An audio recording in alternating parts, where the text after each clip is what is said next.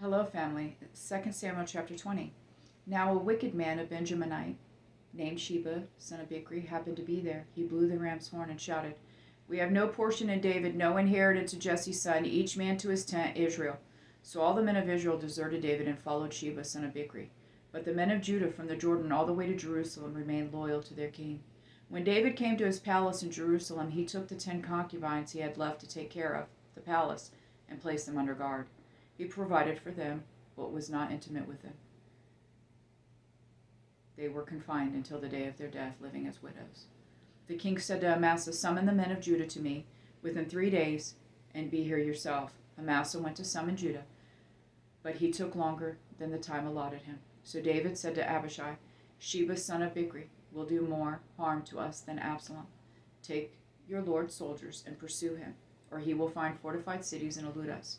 So Joab's men, the Cherethites, Pelethites, and all the warriors marched out under Abishai's command. They left Jerusalem to pursue Sheba, son of Bichri. They were at the great stone in Gibeon when Amasa joined them. Joab was wearing his uniform, and over it was a belt around his waist, with a sword in its sheath.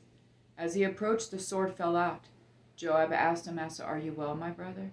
Then with his right hand, Joab grabbed Amasa by the beard to kiss him. Amasa was not on guard against the sword in Joab's hand, and Joab stabbed him in the stomach with it and spilled his intestines out on the ground.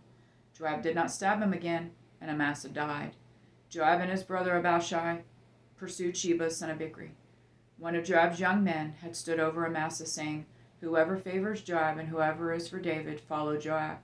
Now Amasa had been writhing in his blood in the middle of the highway, and the man that had seen him, that all the troops stopped. So he moved Amasa from the highway to the field and threw a garment over him, because he realized that all those who encountered Amasa were stopping.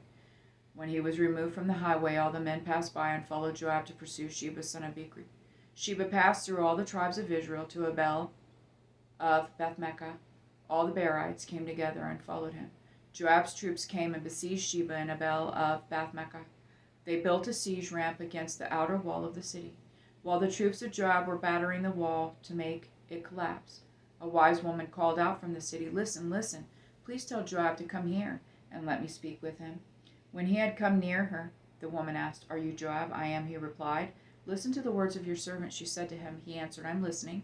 She said, "In the past they used to say, 'Seek counsel in Abel,' and that's how they settled disputes. I am the one of the peaceful and faithful in Israel. But you're trying to destroy a city that is like a mother in Israel. Why would you devour the Lord's inheritance?" Joab protested, "Never, I would never devour or demolish. That is not the case. There is a man named Sheba, son of Bichri, from the hill country of Ephraim, who has rebelled against King David. Deliver this one man, and I will withdraw from the city." The woman replied to Joab, "Watch, his head will be thrown over the wall to you." The woman went to all the people with her wise counsel, and they cut off the head of Sheba, son of Bichri, and threw it to Joab. So he blew the ram's horn, and they dispersed from the city, each to his own tent. Joab returned to the king in Jerusalem. Joab commanded the whole army of Israel. Benaiah, son of Jehoiada, was over the Cherethites and Pelethites. Adoram was over forced labor. Jehoshaphat, son of Ahilud, was court historian. Sheba was court secretary. Zadok and Abiathar were priests, and in addition, Ira the Jerite was David's priest. I love you, Jonathan.